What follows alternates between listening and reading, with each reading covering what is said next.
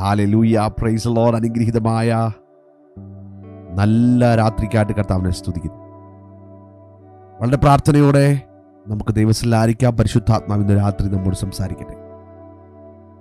കടന്നു വരുന്ന എല്ലാവർക്കും കർത്താവിൻ്റെ നാമത്തിൽ സ്നേഹവന്ദനം അറിയിക്കുന്നു. We are one family in Christ. വലിയൊരു ഉദ്ദേശത്തോടു കൂടെ ദൈവം നമ്മളെ കൂട്ടി ചേർത്തിരിക്കുകയാണ്.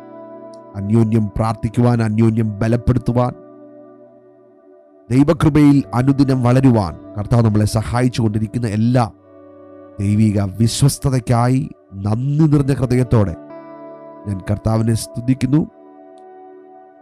പ്രാർത്ഥനയിൽ തുടരുമ്പോൾ ദൈവത്തിൻ്റെ വചനത്തിലേക്ക് നമ്മുടെ ശ്രദ്ധയെ തിരിക്കാം. റോമാലേഖനം ഈടുറ്റ ദൈവത്തിൻ്റെ മാർമിക സത്യങ്ങൾ നമ്മോട് വിളിച്ചറിയിക്കുന്ന അനവധി കാര്യങ്ങൾ നാം ദൈവസന്നിധിയിൽ മനസ്സിലാക്കി. ഓരോ ദിവസവും അനുദിനവും നാം ക്രിസ്തുവിൻ്റെ സ്നേഹത്തിൽ വളർന്നുകൊണ്ടിരിക്കുകയാണ്. അതാണ് ദൈവത്തിന് നമ്മെ പറ്റിയുള്ള ആഗ്രഹം. ക്രിസ്തുവിൻ്റെ സ്നേഹത്തിൽ വളരുക, ക്രിസ്തു എന്ന തലയോളം വളരുക. ഇന്ന് രാത്രിയിലും വളരെ പ്രാർത്ഥനയോട് നമുക്ക് ആയിരിക്കുമ്പോൾ അന്യചിന്തകളെല്ലാം മാറ്റിക്കളഞ്ഞിട്ട് ദൈവത്തിൻ്റെ കൃപയെ ധ്യാനിച്ചുകൊണ്ട്, ദൈവത്തിൻ്റെ ശക്തിയെ തിരിച്ചറിഞ്ഞുകൊണ്ട് രാത്രിത്തെ ക്ലാസ്സിലേക്ക് നമുക്ക് പ്രവേശിക്കാം. 14-ാം അധ്യായമാണ് നാം തുടങ്ങി വെച്ചത്. ഇന്നലെ ഞാനൊരു ഔട്ട്ലൈൻ, ജസ്റ്റ് ഒരു ഇൻട്രഡക്ഷൻ പറയാനേ സമയം കിട്ടി. ക്രിസ്തീയ സ്വാതന്ത്ര്യം എന്നുള്ളതാണ് 14-ാം അധ്യായം അതിൻ്റെ 1 മുതൽ 12 വരെയുള്ള വാക്യത്തിൻ്റെ ഇതിവൃത്തം. ക്രിസ്തീയ സ്വാതന്ത്ര്യം, ക്രിസ്ത്യൻ ഫ്രീഡം. ഈ ഒരു അധ്യായം ക്രിസ്തീയ ഉപദേശത്തെ പറ്റിയോ സഭയിലുള്ള പ്രായോഗിക നടപടികളെ കുറിച്ച് അല്ല പൗലോസ് പ്രതിപാദിക്കുന്നത്. അവ മാറ്റമില്ലാത്തവയും എല്ലാവരെയും ഒരുപോലെ സ്പർശിക്കുന്നവയുമാണ്. ഓരോരുത്തരുടെ ആശയത്തിനൊത്തവണ്ണം വ്യത്യാസപ്പെടുത്താൻ സാധിക്കാത്തതാണ് ഉപദേശം. ദൈവസഭയ്ക്കകത്ത് ഡോക്ട്രിൻസ് ഉണ്ട്, ഡോഗ്മാസ് ഉണ്ട്. ഉപദേശം അത് സാർവത്രികമാണ്. ഏതു ഭാഷ ചെന്നാലും ആ ഉപദേശം അങ്ങോട്ടോ ഇങ്ങോട്ടോ മാറത്തില്ല. അത് കാരണം വചനത്തിൻ്റെ അടിസ്ഥാനമാണ്. അതാണ് ഡോക്ട്രിൻ. ഡോഗ്മ എന്ന് പറഞ്ഞാൽ എഴുതപ്പെട്ട ഒരു നിയമമല്ല, അത് അലിഖിത നിയമം എന്ന് പറയും. എഴുതപ്പെട്ടിട്ടില്ല. മലയാളികളുടെ ഇടയിൽ ഡോക്ട്രിൻസിനേക്കാൾ കൂടുതൽ ഡോഗ്മാസ് ഉണ്ട്, അലിഖിത നിയമങ്ങളുണ്ട്. ഈ 14-ാം അധ്യായം അങ്ങനെ 2 പ്രധാനപ്പെട്ട ഉദാഹരണങ്ങളെ പൗലോസ്ലീഹ എടുത്തു കാണിക്കുന്നുണ്ട്. ഒന്ന് ഭക്ഷണപാനീയങ്ങളുടെ കാര്യം, രണ്ടാമത്തത് പ്രത്യേക ദിവസങ്ങൾ ആചരിക്കുന്ന കാര്യവും. നിങ്ങൾ ഈ അധ്യായം വായിച്ചിട്ടുണ്ടായിരിക്കും. ഉപദേശത്തെയോ എല്ലാവരെയും ബാധിക്കുന്ന കാര്യങ്ങളെയോ ഒഴിച്ചുള്ള കാര്യങ്ങളിൽ നമ്മുടെ സഹോദരന്മാരോട് നമ്മൾ ഏത് രീതിയിൽ പെരുമാറണമെന്നാണ് പൗലോസ്ലീഹ ഈ ഭാഗത്ത് പറയുന്നത്. ഡോഗ്മ എന്താണെന്ന് മനസ്സിലാക്കണം അല്ലേ? What is dogma? നമ്മൾ മലയാളികളായ പാസ്റ്റർമാരെ ശ്രദ്ധിച്ചാൽ അതിൽ തുലോം ചുരുക്കം ആൾക്കാർക്ക് മാത്രമേ ഉള്ളൂ മുഖത്ത് താടിയും മീശയും വളർത്തുന്നവർ. ഭൂരിഭാഗം ആൾക്കാരും ക്ലീൻ ഷേവാണ്. കാരണം നമുക്ക് പാസ്റ്റേഴ്സിനെ പറ്റി ഒരു ഡോഗ്മയുണ്ട്, അലിഖിതമായൊരു നിയമം. എങ്ങും എഴുതി വെച്ചിട്ടില്ല ഞാൻ IPCയിലെ പാസ്റ്ററാണ്, പക്ഷേ IPCയിലെ ഡിസ്ട്രിക്ട് പാസ്റ്ററോ എനിക്ക് തന്നേക്കുന്ന സർട്ടിഫിക്കറ്റ്സിലോ ഒന്നും അവർ ഇങ്ങനെ ആയിരിക്കണമെന്ന് പറഞ്ഞിട്ടില്ല. പക്ഷേ നമ്മുടെ മനസ്സിനകത്ത് പാസ്റ്റർ എന്ന് പറയുമ്പോൾ ഒരു ഐഡിയ ഉണ്ട്, ഒരു അലിഖിത നിയമമുണ്ട്. ഞായറാഴ്ച പാസ്റ്റർ സഭയെ വരുമ്പോൾ വെള്ള ഉടുപ്പിട്ടോണ്ട് വരണം എന്ന് ഒരു അലിഖിത നിയമം നമ്മുടെ ഹൃദയത്തിനകത്തുണ്ട്. അപ്പോൾ വെള്ള ഉടുപ്പിൻ്റെ മേളിൽ ഒരു കറുത്ത കോട്ടിട്ട കുഴപ്പമില്ല, പക്ഷേ ഞാൻ കറുത്ത ഉടുപ്പിട്ട പ്രശ്നം ഉണ്ടാവും. അതിനെയാണ് ഡോഗ്മ എന്ന് പറയുന്നത്. ചില സ്ഥലങ്ങളിൽ ഡോഗ്മ നല്ലതാണ്, ഫോർ ആൻ ഓർഡർ. ശ്രദ്ധിക്കണം കേട്ടോ, തെറ്റിദ്ധരിക്കരുത്. ഓർഡർ, ഒരു ഓർഡർ എപ്പോഴും നല്ലതാണ്. മാരാമണ്ണിലുള്ള ഒരു സഭയിൽ ഞാൻ ചെന്നപ്പോൾ, പാസ്റ്റർ ഷിബു നെടുവേലിയുടെ ചേർച്ചിൽ ശുശ്രൂഷിക്കാനായിട്ട് ചെന്നപ്പോൾ, അവിടുത്തെ 10,000-1000 വിശ്വാസികളുണ്ടെന്ന് എനിക്ക് തോന്നുന്നു. മനോഹരമായ സഭയിലെ ആൾക്കാർ മുഴുവൻ വെള്ളം ഇട്ടോണ്ടാണ് വരുന്നത്. സത്യത്തിൽ ഇറ്റ് ഈസ് ബ്യൂട്ടിഫുൾ. ഒരു ഓർഡർ ഉണ്ട്, ഒരു നല്ല ഭംഗിയുണ്ട് കാണാൻ. ആ പാസ്റ്ററിന്റെ കയ്യിൽ ഒരു ടാമറിനുണ്ട്. ആ നല്ല അഭിഷക്തനായ നല്ല കർത്താവിൻ്റെ ദാസൻ, നല്ല ഒരു പാസ്റ്ററാണ് അദ്ദേഹം. ആരാധന നടന്നുകൊണ്ടിരിക്കുമ്പോൾ കസേരയല്ല, എല്ലാവരെയും പായല ഇരുത്തുന്നത്. അപ്പം പായൽ എല്ലാവരെയും വന്ന് അദ്ദേഹം ഇങ്ങനെ ഓർഡറായിട്ട് ഇരുത്തുക. Very beautiful. That's good for an order. പക്ഷേ പുതുതായിട്ട് വന്ന ഒരാൾ ഒരു ചുമന്ന ഷർട്ട് ഇട്ടുകൊണ്ട് വന്നാൽ നമ്മൾ അവനെ നോക്കി പേടിപ്പിക്കരുതെന്നാണ് ഈ അധ്യായം പറയുന്നത്. നമ്മളെ എപ്പോഴും നിയന്ത്രിക്കുന്ന പ്രേരക ശക്തി സ്നേഹമായിരിക്കണം. നമ്മുടെ അകത്തൊരു ധാരണയുണ്ട്, ഇന്നതേ പാടുള്ളൂ. ഞാൻ ഡോക്ടറിനെ പറ്റി അല്ല പറയുന്ന, പൗലോസ് ലീഗയോട് ഞാനല്ല പൗലോസ് ലീഗ പറയുന്നത്, ഓർത്താൽ മതി. ഡോക്ടറിനെ പറ്റിയല്ല, പരിശുദ്ധാത്മാവിന്റെ നിറവ്. 7 പ്രധാനപ്പെട്ട ദൈവത്തിന്റെ വചനത്തിനകത്തുള്ള അടിസ്ഥാന ഉപദേശങ്ങൾ നമ്മുടെ സഭയ്ക്കുണ്ട്. അതൊന്നും രക്ഷയെ പറ്റിയോ പ്രാർത്ഥനയെ പറ്റിയോ അപ്പം നുറുക്കലിനെ പറ്റിയോ അഭിഷേകം പ്രാപിക്കുന്നതിനെ പറ്റിയോ ഒന്നും അല്ല ഈ പറയുന്നത്. ഇവിടെ പറയുന്നത് ഡോഗ്മയെ പറ്റിയാണ്. ഓരോ ക്രിസ്ത്യാനിയും ക്രിസ്തുവിന്റെ ദാസനാണ്. ക്രിസ്തുവിനോടാണ് ഓരോ ദൈവ പൈതലിനും കടപ്പാടുള്ളത്. ഈ ഭൂമിയിൽ നാം ജീവിക്കുമ്പോൾ നമുക്ക് കടപ്പാടുള്ളത് ക്രിസ്തുവിനോടാണ്. അതാണ് പൗലോസ് ലീഗ പറയുന്നത്, ഞാൻ ക്രിസ്തുവിന്റെ ദാസനാണ്. I am doulos of Christ. ഞാൻ ക്രിസ്തുവിന്റെ ദാസനാണ്. I am the servant of Christ. അപ്പം ഒരു അടിമയ്ക്ക് അവന്റെ യജമാനനോടാണ് കണക്ക് തീർക്കേണ്ടത്. ശ്രദ്ധിച്ചേ, ഞാൻ ക്രിസ്തുവിന്റെ അടിമയാന്ന് പറയുമ്പോൾ എനിക്ക് കണക്കുള്ളത് പാസ്റ്ററോടല്ല, എനിക്ക് സഹവിശ്വാസികളോടല്ല കണക്ക് തീർക്കുന്ന. 14-ാം അധ്യായം കൃത്യമായിട്ട് പറയുന്നുണ്ട്. 12-ാമത്തെ വാക്യത്തിൽ ദൈവത്തോട് കണക്ക് ബോധിപ്പിക്കേണ്ട വരും. I am accountable to God. സ്തോത്രം. ഒരു ക്രിസ്ത്യാനി ജീവിക്കുന്നത് ക്രിസ്തുവിന് വേണ്ടിയാണ്. ദൈവം ജീവനുള്ളവരുടെ കർത്താവാണ്. ക്രിസ്തു മരിച്ചതുകൊണ്ട് മരിച്ചവരുടെ കർത്താവാണ്. ക്രിസ്തു ജീവിക്കുന്നത് കൊണ്ട് ജീവനുള്ളവരുടെ കർത്താവാണ്. ദൈവത്തിന്റെ വചനം പറയാ, ഒരു ക്രിസ്ത്യാനി, ഒരു ദൈവ പൈതൽ മറ്റുള്ളവരെ വിധിക്കാൻ പാടില്ല. നിങ്ങൾ വിധിക്കപ്പെടാതിരിക്കേണ്ടതിന് വിധിക്കരുത് എന്ന കർത്താവിന്റെ വചനം ഈ 14-ാം അധ്യായത്തിൽ വളരെ ആപ്ലിക്കബിൾ ആണ്. ശ്രദ്ധിക്കണമേ ദൈവമക്കളെ. 14-1 സംശയ വിചാരങ്ങളെ വിധിക്കാതെ വിശ്വാസത്തിൽ ബലഹീനനായവനെ ചേർത്തുകൊള്ളണം. നമ്മൾ ചെയ്യുന്ന നേരെ ഓപ്പോസിറ്റ്.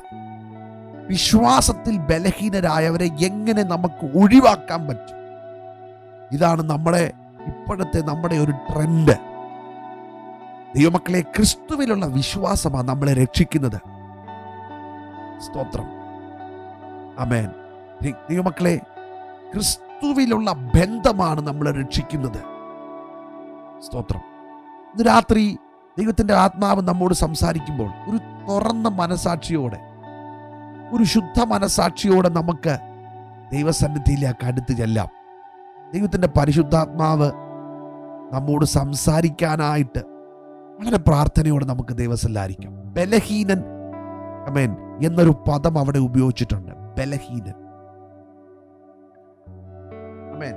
1 കൊരിന്ത്യർ 8-ാം അധ്യായം 7 മുതൽ 12 വരെ ഉള്ള വാക്യത്തിൽ നമുക്ക് കാണാൻ പറ്റും. Just let me take that verse. 1 കൊരിന്ത്യർ 8-ാം അധ്യായം അതിൻ്റെ 7 മുതൽ, താങ്ക് യു ജീസസ്, 12 വരെയുള്ള വാക്യങ്ങൾ. ഹല്ലേലൂയ. വിശ്വാസം, വചനം, പരിജ്ഞാനം, പൂർണ്ണ ജാഗ്രത, ഞങ്ങളോടുകൂടെ സ്നേഹം എന്നെല്ലാറ്റും നിങ്ങൾ മുന്തിയിരിക്കുന്ന പോലെ ഈ ധർമ്മകാര്യത്തിലും മുന്തിയിരിപ്പി. ഞാൻ കൽപ്പനയായിട്ടല്ല, മറ്റുള്ളവരുടെ ജാഗ്രത കൊണ്ട് നിങ്ങളുടെ സ്നേഹത്തിന്റെ പരമാർത്ഥതയും ശോധന ചെയ്തിട്ടേ പറയുന്നത്. നമ്മുടെ കർത്താവായ യേശുക്രിസ്തു സമ്പന്നനായിരുന്നിട്ടും അവന്റെ ദാരിദ്ര്യത്താൽ നിങ്ങൾ സമ്പന്നരാകേണ്ടതിന് താഴോട്ട് പറഞ്ഞിട്ട്, ഈ മക്കളെ, ഒരുത്തൻ മനസ്സൊരുക്കമുണ്ടെങ്കിൽ പ്രാപ്തിയില്ലാത്തവനെ പോലെയല്ല, പ്രാപ്തിയുള്ളവനെ പോലെ കൊടുത്താൽ അവന് ദൈവപ്രസാദമുണ്ടാകും. ഈ അപ്പോസ്തലന്റെ കാലഘട്ടത്തെന്ന പോലെ ഇന്നും പല പല സംശയങ്ങളുണ്ട്. ഞാൻ വായിച്ച വാക്യം 1 Corinthians ആട്ടോ. 1 Corinthians chapter 8 verses 7 to 12. എന്നാൽ എല്ലാവർക്കും ഈ അറിവില്ല. ചിലർ ഇന്ന് വരെ വിഗ്രഹ പരിചയം ഹേതുവായി വിഗ്രഹാർപ്പിതം എന്ന് വെച്ച് തിന്നുന്നു. അവരുടെ മനസാക്ഷി ബലഹീനമാകിയാൽ മലിനമായി തീർന്നു. ഇവിടെ ബലഹീനർ എന്നുള്ളതിന്റെ വ്യാഖ്യാനമാണ് ഇവിടെ പറയുന്നത്. 1 Corinthians 8:7 മുതൽ താഴോട്ടാണ്. അവരുടെ മനസാക്ഷി ബലഹീനമാകിയാൽ മലിനമായി തീരുന്നു. എന്നാൽ ആഹാരം നമ്മെ ദൈവത്തോട് അടുപ്പിക്കുന്നില്ല. തിന്നാഞ്ഞാൽ നമുക്ക് നഷ്ടമില്ല, തിന്നാൽ ആദായവുമില്ല. എന്നാൽ നിങ്ങളുടെ ഈ സ്വാതന്ത്ര്യം ബലഹീനന്മാർക്ക് യാതൊരു വിധത്തിലും തടങ്ങലായി വരാതിരിപ്പാൻ നോക്കുവിൻ. അന്നത്തെ കാലത്തെ ഒരു സംശയം, ഒരു പ്രശ്നം സഭയ്ക്കകത്തുണ്ടായി. പുതുതായിട്ട് കൺവേർട്ടായിട്ട് വന്നവര് ഇറച്ചി തിന്നുന്നത് ശരിയാണോ, അല്ലെങ്കിൽ വിഗ്രഹത്തിന് അർപ്പിച്ചത് തിന്നുന്നത് ശരിയാണോ? അപ്പോൾ ഈ ജാതീയ മാർഗത്തിൽ നിന്ന് മാറി വന്നവർ ഇത് വിട്ടിട്ട് വന്നവരാ. അവര് നോക്കുമ്പോൾ ഈ കൺവർട്ടായിട്ട് വന്ന യഹൂദയിൽ നിന്ന് വന്ന ആൾക്കാർ ഇത് ഭക്ഷിക്കുന്നു. അപ്പൊ യഹൂദന്മാരുടെ മനസ്സിനകത്തൊരു കാര്യമുണ്ട്, ഇത് മുഴുവൻ വിഗ്രഹമാണ്. വിഗ്രഹത്തിന് പൊതുവെ ശക്തിയില്ല. അത് ദൈവമല്ല, ഒന്നുമല്ല, ഒരു കല്ല, അതിനൊരു ശക്തിയില്ല. അപ്പൊ അതിന്റെ മുന്നിൽ കൊണ്ടുവച്ച ആഹാരത്തിന് പ്രത്യേകിച്ച് എന്തോ മാറ്റം വരാനാ? ഈ ഒരു ചിന്തയിലാണ് യഹൂദൻ ഇത് കഴിക്കുന്നത്. പക്ഷേ പുതുതായിട്ട് മാറി വന്നൊരു വിശ്വാസിയെ സംബന്ധിച്ചിടത്തോളം അവൻ ബലഹീനനാ. അവൻ വിഗ്രഹ പരിചയം ഹേതുവായി വിഗ്രഹാർപ്പിതം എന്ന് വെച്ച് തിന്നുന്നു. അവരുടെ മനസാക്ഷി ബലഹീനമാകിയാൽ മലിനമായി തീരുന്നു. എന്നാൽ ആഹാരം നമ്മെ ദൈവത്തോട് അടുപ്പിക്കുന്നില്ല. തിന്നാഞ്ഞാൽ നമുക്ക് നഷ്ടമില്ല, തിന്നാൽ ആദായവുമില്ല. ദൈവത്തിന്റെ വചനം പറയാ, ഇതൊക്കെ തിന്നുന്നോ തിന്നാതിരിക്കുന്നോ അല്ലതല്ല വിഷയം. നിങ്ങൾക്കൊരു സ്വാതന്ത്ര്യം ദൈവം തന്നിട്ടുണ്ട്. നിങ്ങൾക്ക് തിന്നുകയും ചെയ്യാം, തിന്നാതിരിക്കുകയും ചെയ്യാം. പക്ഷേ ആ സ്വാതന്ത്ര്യം ബലഹീനന്മാർക്ക് യാതൊരു വിധത്തിലും തടങ്ങലായി വരാതിരിക്കാൻ നോക്കണം. അറിവുള്ളവനായ നീ ക്ഷേത്രത്തിൽ ഭക്ഷിക്കുന്നതിരിക്കുന്നത് ഒരുത്തൻ കണ്ടാൽ ബലഹീനനെങ്കിൽ അവന്റെ മനസാക്ഷി വിഗ്രഹാർപ്പിതങ്ങളെ തിന്നുവാൻ തക്കവണ്ണം ഉറക്കയില്ലയോ? നീ ഒരു അമ്പലത്തിൽ പോയി വിഗ്രഹത്തിന്റെ മുന്നിൽ വെച്ചത് കഴിക്കുമ്പോ അത് കാണുന്നൊരു ബലഹീനനായ ഒരുത്തന്റെ ഹൃദയത്തിൽ എന്തോ പറയും? ഞാൻ തിന്നാലും കുഴപ്പമില്ല. അങ്ങനെയല്ലേ ഇവിടെ എഴുതിയിരിക്കുന്നത്? ആർക്കു വേണ്ടി ക്രിസ്തു മരിച്ചുവോ ആ ബലഹീന സഹോദരൻ ഇങ്ങനെ നിന്റെ അറിവിനാൽ നശിച്ചു പോകുന്നു.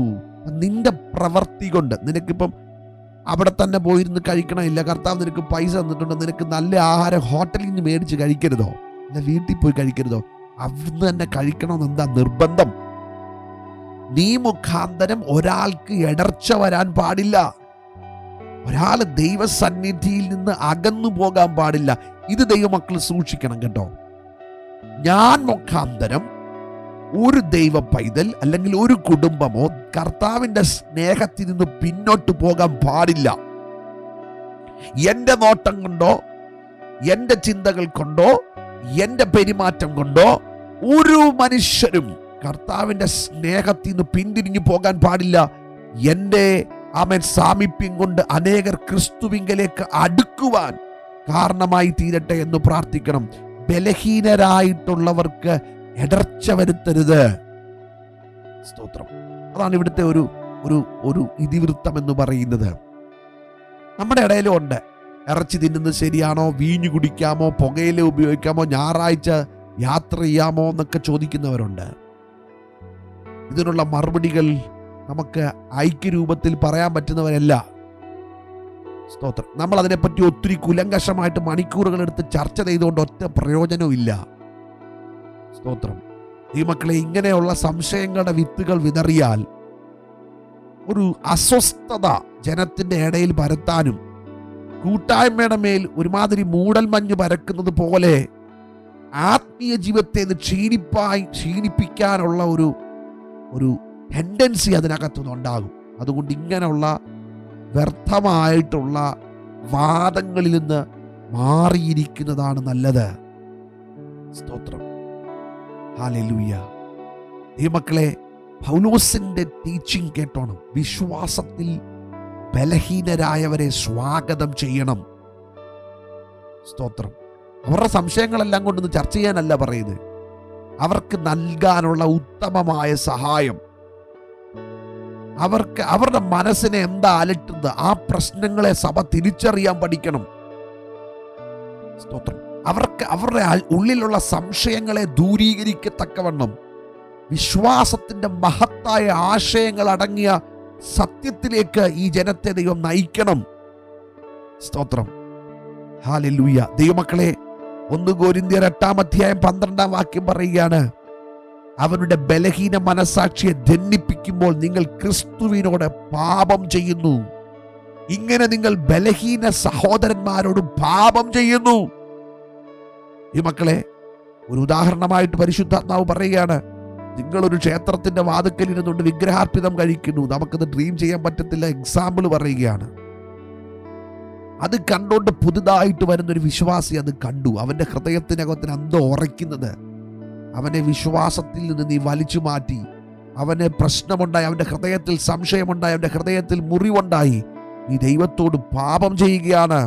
കാരണം അവൻ ബലഹീനനായ ഒരു മനുഷ്യന്റെ ബുദ്ധിമണ്ഡലത്തെ, അവന്റെ മനസാക്ഷിയെ നീ ദണ്ഡിപ്പിച്ചു.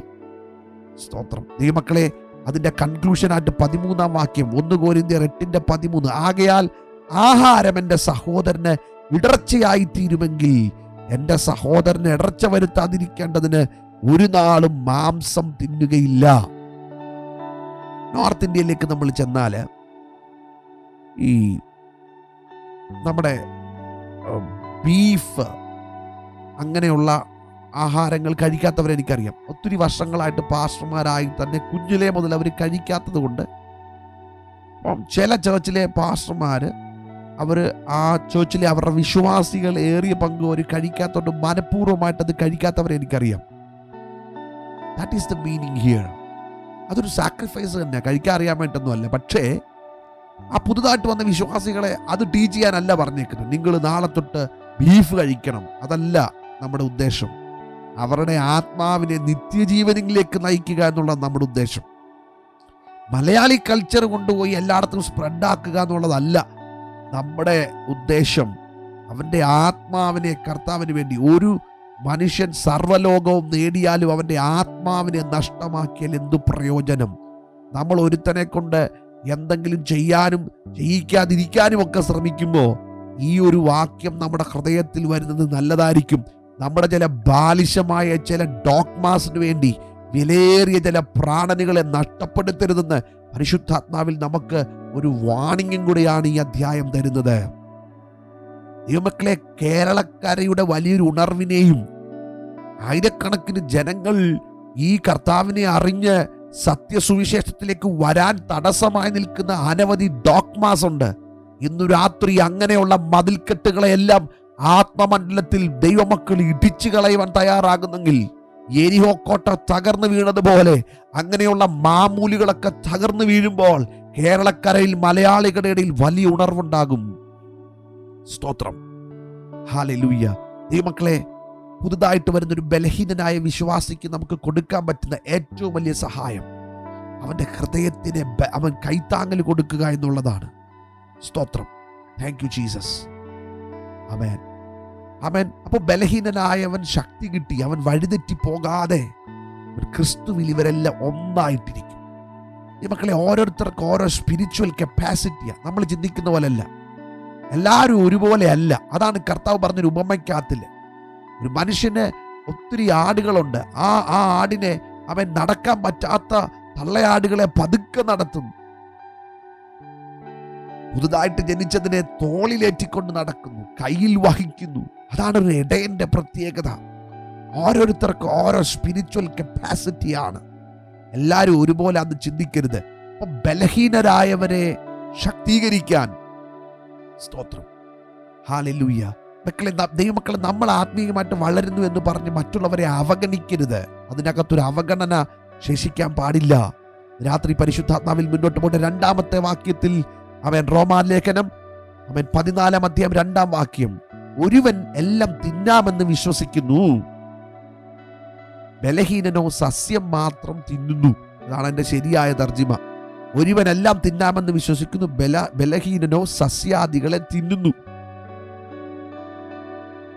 നാം എന്ത് തിന്നാം എന്ന് പറഞ്ഞിരിക്കുന്നത് ജാതീയ ദേവന്മാർക്ക് സമർപ്പിച്ച മാംസത്തെക്കുറിച്ചായിരിക്കാമെന്ന് ഞാൻ ചിന്തിക്കുന്നു. എന്നാൽ ബലഹീന വിശ്വാസിയാകട്ടെ സസ്യം മാത്രമേ ഭക്ഷിക്കുന്നു. സസ്യം, വെജിറ്റബിൾ മാത്രം. ദൈവമക്കളെ, എന്നാൽ ശരിയായ ഒരു ശിക്ഷണം ലഭിച്ചൊരു ക്രിസ്ത്യാനി സുവിശേഷത്തിന്റെ കീഴിൽ യഹൂദന്റെ ഭക്ഷണ നിയമമൊന്നും നമുക്ക് ആപ്ലിക്കബിൾ ആയിട്ട് നമ്മൾ ചിന്തിക്കുന്നില്ല. വെള്ളിയാഴ്ച മാംസം വർജിക്കുന്നതിൽ ഭക്തിയോ അഥവാ കാപ്പിയോ ചായയോ കുടിക്കാതിരിക്കുന്നതിലോ അത് കഴിക്കുന്നതിൽ പാപമോ ഒന്നും അവൻ കാണുന്നില്ല. 1 കൊരിന്ത്യർ 8-ാം അധ്യായം നിങ്ങൾ വായിക്കണം. എന്തു തിന്നും, എന്തു കുടിക്കും, അതാണ് ഇവിടുത്തെ വിവാദങ്ങളുടെ 8 മുഖാന്തരങ്ങൾ, 8 കാര്യങ്ങൾ ഇവിടെ പറഞ്ഞിട്ടുണ്ട്. ആരോടുകൂടെ ഭക്ഷിക്കും, അടുത്ത പ്രശ്നമാണ്. എവിടെ ഭക്ഷിക്കും, അടുത്ത പ്രശ്നമാണ്. മാംസം എവിടെ നിന്ന് വാങ്ങണം. ഇപ്പൊ നമ്മുടെ കേരളത്തിലെ ഒരു പ്രശ്നമായിരുന്നു ഹലാൽ ചിക്കൻ അല്ലെങ്കിൽ ഹലാൽ മീറ്റ്. കാരണം വേറെ ഒന്നുമല്ല, മുസ്ലിങ്ങള് അവരുടെ അവരുടെ ചില ചൊല്ലുത്തുമൊക്കെ ചെയ്തിട്ടാണ് അവർ അതിന് വെള്ളം കൊടുത്തിട്ടാണ് അതിനെ കട്ട് ചെയ്യുന്നത്. ഇവിടെ ഇറച്ചി മേടിക്കാൻ പോകുമ്പോൾ ഇവിടെയും ബോംബെയിലും ചില കടകളിൽ ഞാനത് കണ്ടിട്ടുണ്ട്. ചിലരെന്നോട് ചോദിച്ചിട്ടുണ്ട്, pastor, is it A problem? അതൊരു പ്രോബ്ലമാണോ? നമ്മളത് വാങ്ങിച്ച് കഴിക്കുന്ന പ്രശ്നമാണോ? ഹലാൽ ഹോട്ടലിൽ കയറി ആഹാരം കഴിക്കുന്നത് അത് നമുക്ക് കേടാണോ, നമുക്ക് പ്രശ്നമാണോ? അറ്റ് ദ സെയിം ടൈം നമ്മൾ ഈ നാട്ടുപുറത്തുള്ള ചില ഹോട്ടലിൽ കയറി ആഹാരം കഴിക്കാൻ പോയാൽ അവിടെ ആദ്യം അവൻ്റെ ദൈവത്തിൻ്റെ ഫോട്ടോയുടെ മുമ്പിൽ ചായ ഒഴിച്ചു വെച്ചേക്കുന്നതാണ്. വൈകുന്നേരം വരെ ആ ചായ അവിടെ ഇരിക്കും. സോ അവൻ്റെ കോൺസെപ്റ്റ് അനുസരിച്ച് അവൻ്റെ ആദ്യത്തെ ചായ അവൻ്റെ ദൈവത്തിന് കൊടുത്തതാണ്. സോ ദാറ്റ് ഈസ് ഓൾസോ വിഗ്രഹാർപ്പിതം. അതും വിഗ്രഹത്തിന് കൊടുത്തതായിട്ട് കണക്കാക്കേണ്ടി വരും. ദൈവമക്കളെ, നമ്മൾ ഒരു സ്ഥലത്ത് ചെല്ലുമ്പോൾ, ഇപ്പം നമ്മൾ ഗൾഫിൽ ജീവിക്കുകയാണെങ്കിൽ ഇങ്ങനെയുള്ള ഹോട്ടലുകളിൽ നിന്നല്ലാതെ നമുക്ക് ആഹാരം കിട്ടത്തില്ല. ഈ ഒരു ചെൽത്തില്ലാത്ത സ്ഥലത്തു നിന്ന് നമുക്ക് ഭക്ഷണം കിട്ടിയെന്ന് വരത്തില്ല. ഈ ഒരു ബോർഡില്ലാത്തടത്തു നിന്ന് ഫുഡ് കിട്ടിയെന്ന് വരത്തില്ല. So what we have to do, ഇതെല്ലാം ഒരു ചോദ്യമാണ്. ഒരു ദിവസം വിശുദ്ധമായിട്ട് എങ്ങനെ സൂക്ഷിക്കണം? 5-6 വാക്യങ്ങൾ നമുക്കത് കാണുന്നുണ്ട്. ഒരുത്തൻ ഒരു ദിവസത്തെക്കാൾ മറ്റൊരു ദിവസത്തെ മാനിക്കുന്നു, വേറൊരുത്തൻ സകല ദിവസങ്ങളെയും മാനിക്കുന്നു. അപ്പൊ അവൻ എന്തോ ചെയ്യണം? 6-ാമത്തെ പ്രശ്നമെന്ന് പറഞ്ഞാൽ പരിച്ഛേദന ഏൽക്കണോ വേണ്ടായോ എന്നുള്ളതാണ്. പരിച്ഛേദന ഏൽക്കണോ വേണ്ടായോ. 7-ാമത്തെ പ്രശ്നം മോശയുടെ ന്യായപ്രമാണം ആചരിക്കണമോ വേണ്ടായോ എന്നാണ്. 8-ാമത്തെ പ്രശ്നം എന്ത് ധരിക്കണം, എന്ത് ആചരിക്കണം എന്നുള്ളതാണ്. ഇതെല്ലാം ആദിമസഭ നേരിട്ടിട്ടുള്ള പ്രശ്നങ്ങളാണ്. ഒന്നുകൂടെ ഞാൻ പറയാം, എന്തു തിന്നും, എന്തു കുടിക്കും. കാരണം വിവിധ സ്ഥലത്ത് നിന്ന് രക്ഷിക്കപ്പെട്ട് വന്നവരാ. ഒന്ന് യഹൂദ ബാക്ക്ഗ്രൗണ്ടിൽ നിന്ന് വന്നവരുണ്ട്, ജാതീയ ബാക്ക്ഗ്രൗണ്ടിൽ നിന്ന് വന്നവരുണ്ട്. യഹൂദൻ അവന്റെ സിസ്റ്റത്തെ മുറുകെ പിടിക്കാൻ തുടങ്ങി. കൊലോസ് ലേഖനം 2-ാം അധ്യായം 14 മുതൽ 17 വരെ വാക്യങ്ങൾ നമുക്കിത് കാണാൻ പറ്റും. 1 തിമോത്തിയോസ് 4-1 മുതൽ 6 വരെയുള്ള വാക്യത്തിൽ ഈ എന്തു തിന്നും എന്തു കുടിക്കും ഇഷ്യൂ ആണ്. ആരോടുകൂടെ ഭക്ഷിക്കും? പ്രവൃത്തിയുടെ പുസ്തകം 11-ാം അധ്യായം 3-ാമത്തെ വാക്യം നമ്മൾ വായിച്ചിട്ടുണ്ട്. ഈ ഒരു പ്രശ്നം അവിടെ പ്രശ്നമായി വന്നിരിക്കുക. ആരോടുകൂടെ ഭക്ഷിക്കും? 1 കൊരിന്ത്യർ 5-ാം അധ്യായം 9-12 വരെ വാക്യത്തിൽ ഇത് കാണാൻ പറ്റും. അടുത്തൊരു പ്രശ്നം, എവിടെ ഭക്ഷിക്കും? 1 കൊരിന്ത്യർ 8:4 മുതൽ 13 വരെയുള്ള വാക്യത്തിൽ നമുക്കത് കാണാം. മാംസം എവിടെ നിന്ന് വാങ്ങണം? 1 കൊരിന്ത്യർ 10:25 വാക്യത്തില് മാംസം എവിടെ നിന്ന് വാങ്ങണം? That is A problem. അങ്ങാടിയിൽ വിൽക്കുന്നത് എന്തെങ്കിലും മനസാക്ഷി നിമിത്തം ഒന്നും അന്വേഷണം കഴിക്കാതെ തിന്നുവിൻ. ദൈവത്തിന്റെ വചനം അങ്ങനെ പറയുന്നത്. നമ്മൾ പൈസ കൊടുത്തല്ലേ വാങ്ങിക്കുന്നത്? പൈസ കൊടുത്ത് വാങ്ങിക്കുന്നത് മനസാക്ഷി നിമിത്തം അന്വേഷണം കഴിക്കാതെ തിന്നോളാനാ ദൈവത്തിന്റെ വചനം പറയുന്നത്. അടുത്തത്, താങ്ക് യു ഹോളി സ്പിരിറ്റ്. 7 ദിവസം വിശുദ്ധമായിട്ട് സൂക്ഷിക്കണം. ഗലാത്യ ലേഖനം 4:9 മുതൽ 11 വരെ. പരിച്ഛേദന ഏൽക്കണോ വേണ്ടായോ? അപ്പോസ്തല പ്രവൃത്തി 15 1 മുതൽ 24 വരെയുള്ള വാക്യങ്ങൾ. മോശയുടെ ന്യായപ്രമാണം ആചരിക്കണോ വേണ്ടായോ? അപ്പോസ്തല പ്രവൃത്തി 15 1 വാക്യം. എന്ത് ധരിക്കണം, എന്ത് ആചരിക്കണം? 1 കൊരിന്ത്യർ 11 4 മുതൽ 16 വരെയുള്ള വാക്യങ്ങൾ. ഈ 14 റോമാലേഖനം 14 അതിന്റെ 3 വാക്യം ശ്രദ്ധിച്ചോ. തിന്നുന്നവൻ തിന്നാത്തവനെ ധിക്കരിക്കരുത്, തിന്നാത്തവൻ തിന്നുന്നവനെ വിധിക്കരുത്, ദൈവം അവനെ കൈക്കൊണ്ടിരിക്കുന്നു. ഈ ധിക്കരിക്കുക എന്നുള്ള പദം ആക്ച്വലി സഹോദരനെ നിസാരനായി കാണുക എന്നുള്ളതാണ്. 1 തെസ്സലോനിക്കർ 5:20 പ്രകാരം തുച്ഛീകരിക്കുക എന്നാണ്. തുച്ഛീകരിക്കുക, ഇതെല്ലാം ഒരു വാക്കാണ്. വിധിക്കുക, ധിക്കരിക്കുക, വിമർശിക്കുക. അതായത് മാംസം കഴിക്കുന്ന ഒരാള് സസ്യബുക്കായിട്ടിരിക്കുന്ന ഒരാളിനെ തുച്ഛീകരിക്കുമ്പോൾ, അല്ലെങ്കിൽ സസ്യബുക്കായിരിക്കുന്നവർ മാംസബുക്കിനെ വിമർശിക്കുമ്പോൾ, ഇത് രണ്ടും തെറ്റാണ്. വിമർശനങ്ങൾ പാടില്ല. കാരണം സസ്യബുക്കെന്നോ മാംസബുക്കെന്നോ നോക്കാതെ ദൈവം 2 കൂട്ടരെയും അംഗീകരിച്ചേക്കാണ്.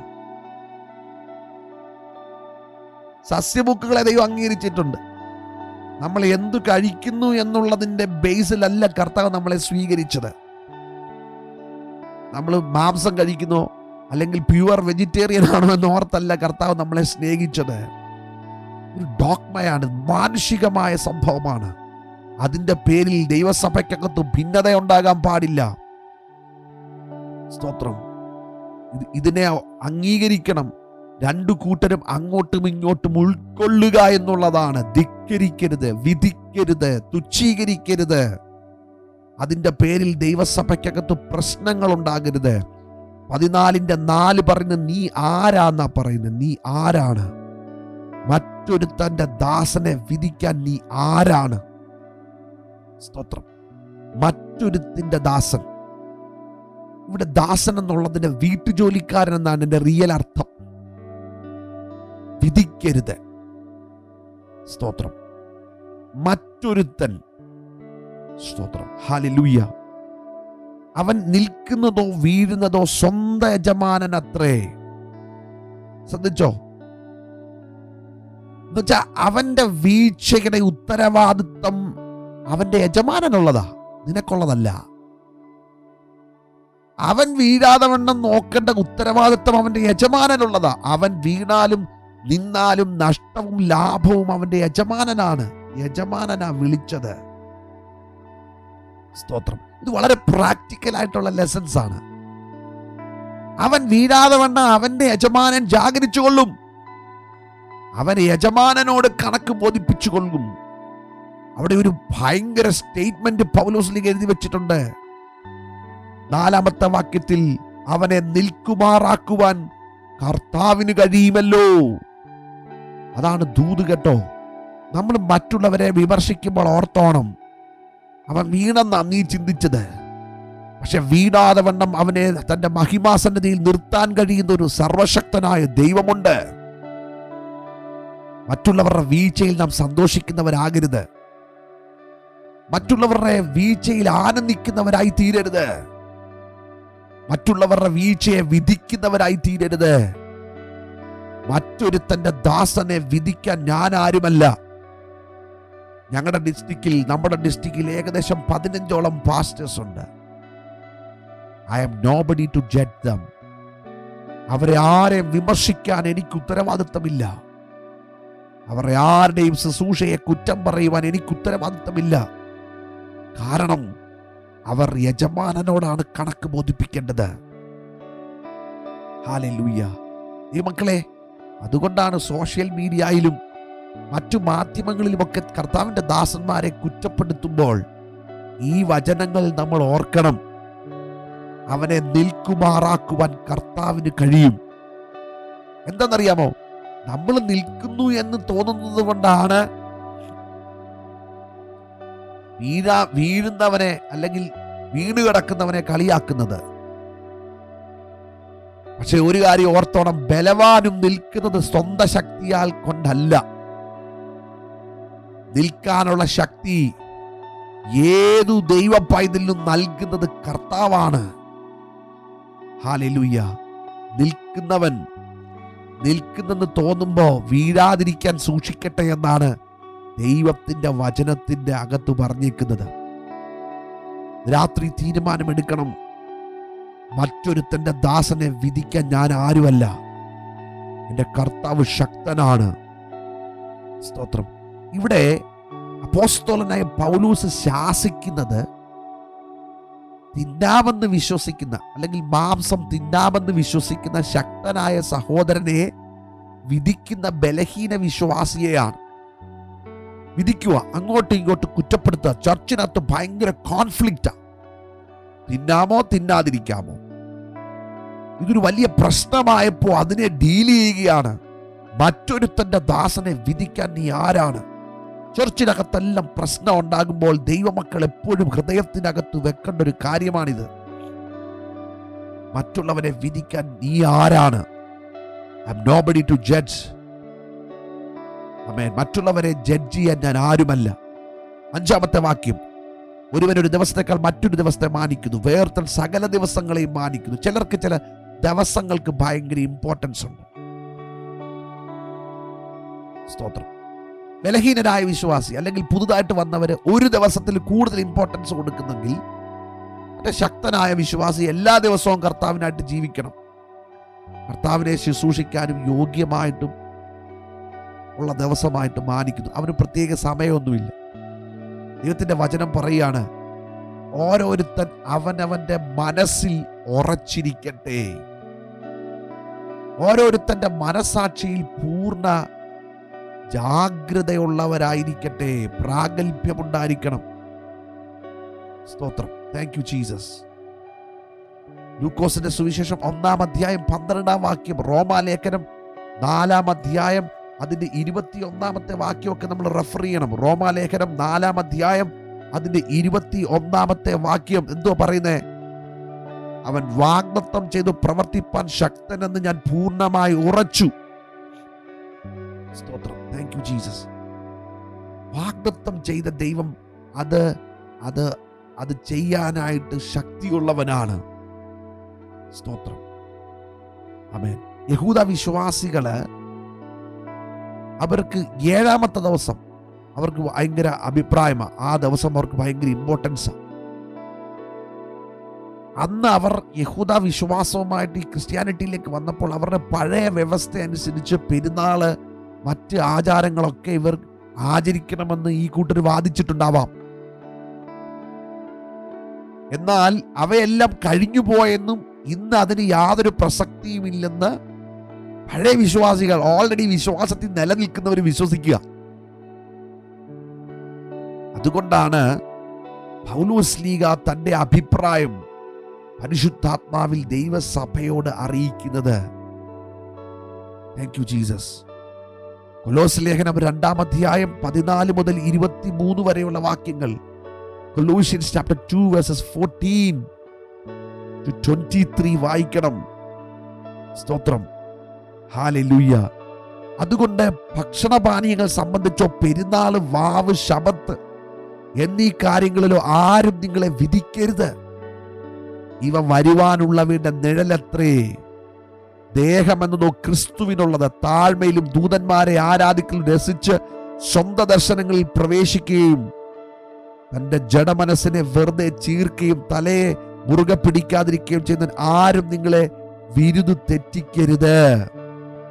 ഭയങ്കര ശക്തമായ താക്കീതാണ് കൊലോസ്യ ലേഖനം 2-ാം അധ്യായം 14 മുതൽ 23 വരെയുള്ള വാക്യത്തിൽ പൗലോസ് ലീഗ കൊടുക്കുന്നത്, സ്തോത്രം, ഒന്നാമത്തെ ദിവസം, ആഴ്ചയുടെ ഒന്നാമത്തെ ദിവസം, പ്രത്യേകിച്ച് അപ്പോസ്തല പ്രവൃത്തി 20-ാം അധ്യായം 7-ാമത്തെ വാക്യം, ആക്ട്സ് ചാപ്റ്റർ 20 വേഴ്സ് 7.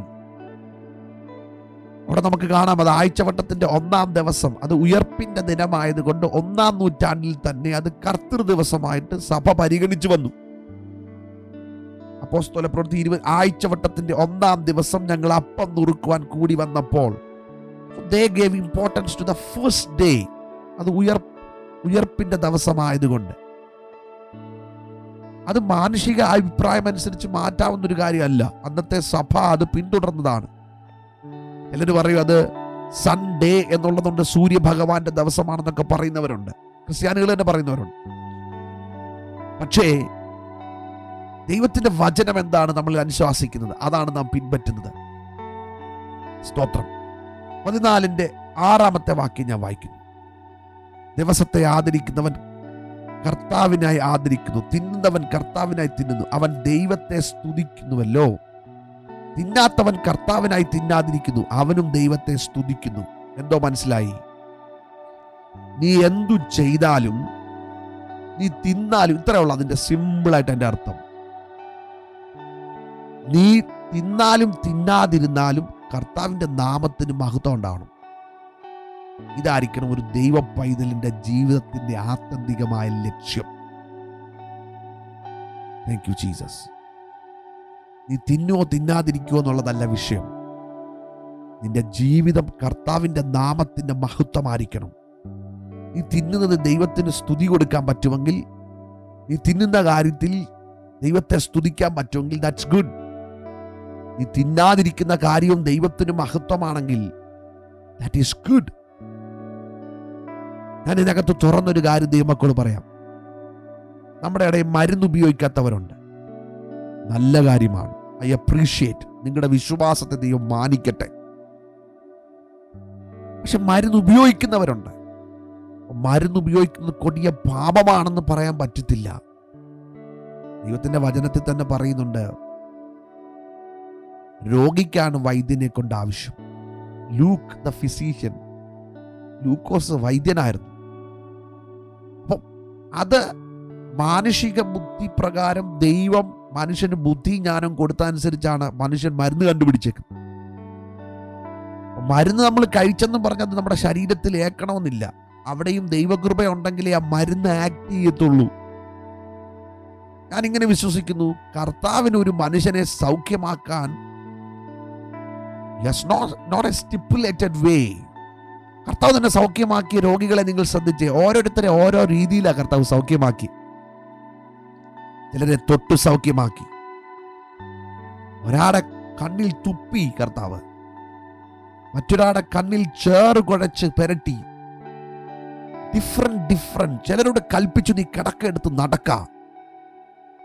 കർത്താവ് ഓരോ രീതിയിലായിരിക്കും നമുക്ക് സൗഖ്യം തരുന്നത്. ഞാൻ വിശ്വസിക്കുന്നു ചില രോഗത്തിന് പൂർണ്ണമായി ദൈവം ചില ഡോക്ടേഴ്സിലൂടെ ആയിരിക്കും നമുക്ക് തരുന്നത്. I believe that. അങ്ങനെ ചിന്തിക്കുന്ന മക്കളെ, ഞാൻ മരുന്ന് ഉപയോഗിക്കുന്നില്ല, ദാറ്റ്സ് ഗ്രേറ്റ്. എന്നതുകൊണ്ട് മരുന്ന് ഉപയോഗിക്കുന്ന നിങ്ങൾ ബലഹീന വിശ്വാസിയാണെന്ന് എനിക്ക് പറയാൻ അധികാരമില്ല. മരുന്ന് ഉപയോഗിക്കാത്ത ഞാൻ കർത്താവിന്റെ നാമത്തിന് സ്തുതിയായിരിക്കണം. ദൈവത്തെ സ്തുതിക്കണം. ആമേൻ, സ്തോത്രം. അത് ദൈവത്തിന്റെ മഹത്വമായി തീരണം. 7-ാമത്തെ വാക്യം, നമ്മിൽ ആരും തനിക്കായി തന്നെ ജീവിക്കുന്നില്ല, ആരും തനിക്കായി തന്നെ മരിക്കുന്നില്ല. ജീവിക്കുന്നുവെങ്കിൽ നാം കർത്താവിനായിട്ട് ജീവിക്കുന്നു.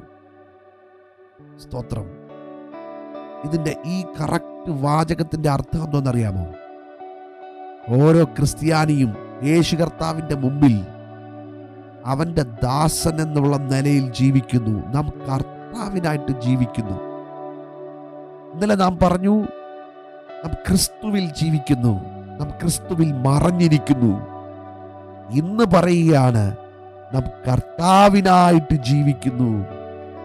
Living for Christ. സ്തോത്രം. ഓരോ വിശ്വാസിയുടെയും ജീവിതം അവൻ്റെ സഹവിശ്വാസിയെ ബാധിക്കുന്നുണ്ട്. ചില ആൾക്കാർ അങ്ങനെയല്ല, അവര് ഭയങ്കര എക്സ്ക്ലൂസീവാണ്, മറ്റുള്ളവരെ ആരെ ശ്രദ്ധിക്കത്തില്ല. ഞാനും എൻ്റെ ദൈവം മാത്രം. ചിലർ പറഞ്ഞു, ഞങ്ങൾ പ്രാർത്ഥന തുടങ്ങിക്കഴിഞ്ഞാൽ വരുത്തുള്ളൂ, പ്രാർത്ഥന അവസാനിപ്പിക്കുന്നതിന് മുമ്പ് ഞങ്ങൾ സ്ഥലം വിടും. You are not at all a believer. നീ ഒരു വിശ്വാസിയല്ല, നീ വീണ്ടും ജനിച്ച ആളായിട്ട് കണക്കാക്കാനേ പറ്റത്തില്ല. ഓരോ വിശ്വാസിയുടെയും ജീവിതം അവൻ്റെ സഹവിശ്വാസികളെ ബാധിക്കുന്നുണ്ട്. അതുകൊണ്ട് ദൈവവചനം പറയാ, സ്വന്തം താല്പര്യങ്ങൾ മാത്രം നോക്കാതെ സഹവിശ്വാസികളുടെ കടപ്പാടുകൾ പരിഗണിക്കണം. ഞാൻ ഒരു കാര്യം ദൈവമക്കളോട് പറയട്ടെ, നമ്മുടെ പല സ്ട്രാറ്റജികളും നമ്മൾ മിഷണറിമാരിൽ നിന്നൊക്കെ പഠിച്ചതാണ്. അതായത് ഹോസ്പിറ്റലുകൾ, അവർ വന്നിട്ട് മറ്റുള്ളവരെ സേവിക്കാനായിട്ട് ഹോസ്പിറ്റലുകൾ തുടങ്ങി, പള്ളിക്കൂടങ്ങൾ തുടങ്ങി, പള്ളിയുടെ അടുത്ത് തന്നെ അവർ സ്കൂൾ പണിഞ്ഞു. ഇതെല്ലാം മിഷന് വേണ്ടി തുടങ്ങിയതാ, കർത്താവിലേക്ക് ജനത്തെ നയിക്കാൻ. പിൽക്കാലത്ത് അതെല്ലാം ബിസിനസ്സായി മാറിയേ ഉള്ളൂ. ജനങ്ങളെ ആകർഷിക്കാൻ തുടങ്ങി, അവർ മറ്റുള്ളവരെ ചോർത്തു പിടിക്കാൻ തുടങ്ങി, പാവപ്പെട്ടവരെ കരുതാൻ തുടങ്ങി. ക്രിസ്ത്യാനിറ്റിയുടെ ഏറ്റവും വലിയൊരു ഒരു നട്ടല്ലായിരുന്നു, മറ്റുള്ളവരെ ചോർത്തു പിടിക്കും.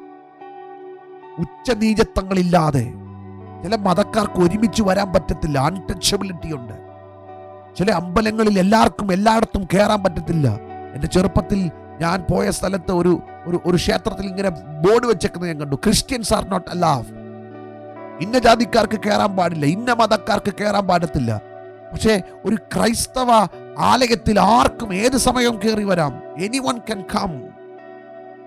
ഇതായിരുന്നു നമ്മുടെ ഒരു യുണീക്ക്നെസ്. ക്രിസ്തുവിൽ എല്ലാവരെയും ഒരുപോലെ കാണുന്നവർ. ഏത് ജാതിയിൽ നിന്ന് വന്നു, ഏത് മതത്തിൽ നിന്ന് വന്നു, ഏത് വർണ്ണ ഇതൊന്നും വ്യത്യാസമില്ലായിരുന്നു. എല്ലാ മനുഷ്യരെ ഒരുപോലെ കാണുന്ന ഒരു ക്രിസ്തുവിന്റെ സ്നേഹമായിരുന്നു നമ്മളിൽ ഉണ്ടായിരുന്നത്. എല്ലാരെയും ചേർത്ത് പിടിക്കുക. പക്ഷെ ശ്രദ്ധിക്കണം കേട്ടോ, ചില മനുഷ്യ ദൈവങ്ങളെ നിങ്ങൾ ശ്രദ്ധിക്കണം. അവർക്ക് ഈ സ്ട്രാറ്റജികൾ എവിടുന്ന് കിട്ടി? നമ്മൾ അവരെ പറയും, അവർ ഹഗ് എന്ന് പറഞ്ഞ് അവരെ കളിയാക്കും. പക്ഷേ അവർക്ക് ഈ ഐഡിയ കിട്ടിയത്, ഞാൻ വിശ്വസിക്കുന്നു, they got it from Christianity and we forget it right now.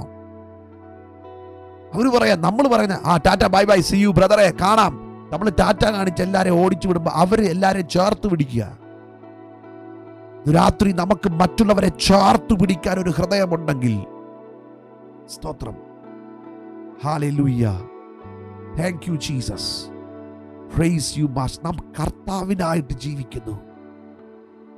നമ്മുടെ വിശ്വാസത്തിന്റെ നിർണായകമായ കാര്യമാണ് ഞാൻ ഈ പറയുന്നത്. ആമേൻ. ഫിലിപ്പിയ ലേഖനം 1:21 വായിച്ചാട്ടെ. The book of Philippians chapter 1:21.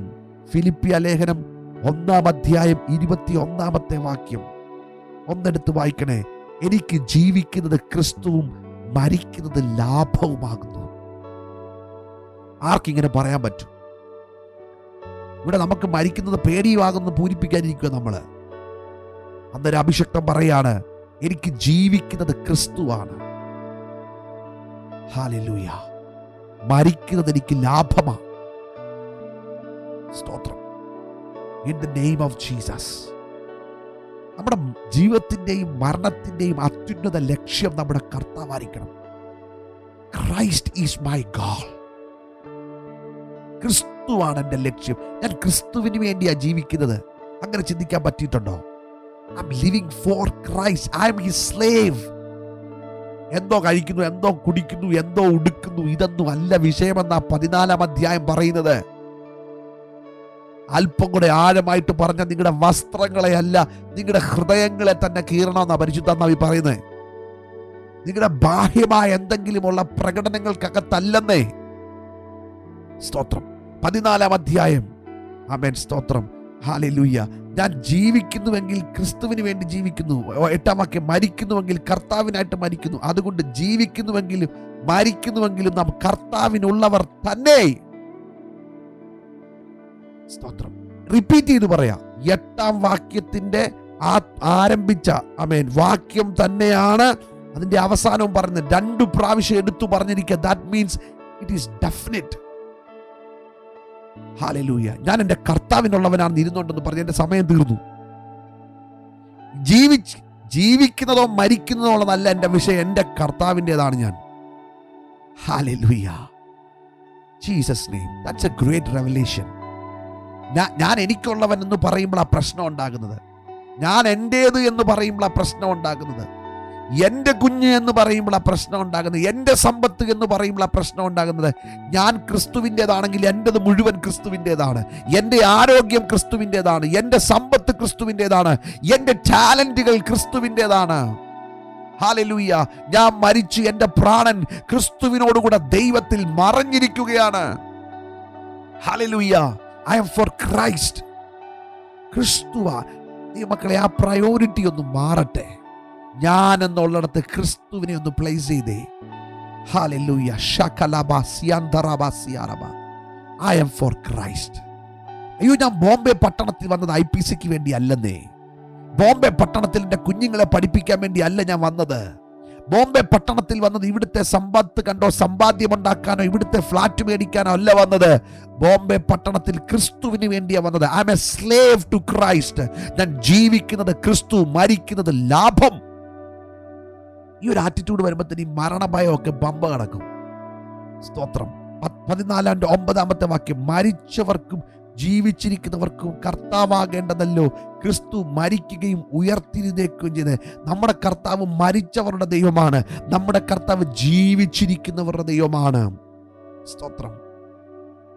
ഈ 8 വാക്യത്തിൽ നാം ക്രിസ്തുവിനുള്ളവർ തന്നെ എന്ന് പറഞ്ഞതിൻ്റെ വിശദീകരണമാണ് ഈ അടുത്ത ഈ 9 വാക്യത്തിൽ കൊടുത്തേക്കുന്നത്. ഞാൻ ക്രിസ്തുവിനുള്ളവനാ. 1 കൊരിന്ത്യർ 6:19 പറയുന്നുണ്ട്, അവൻ നമ്മളെ വിലയ്ക്ക് വാങ്ങിയിരിക്കുന്നതിനാൽ നാം കർത്താവിന്, നാം താങ്കൾക്കുള്ളവരല്ല, എന്നെ വിലയ്ക്ക് വാങ്ങിയിരിക്കുകയാണ്. ആ വില എന്തുവാ? കർത്താവ് യേശുക്രിസ്തുവിന്റെ രക്തമാണ് വിലയായിട്ട് കൊടുത്തത്.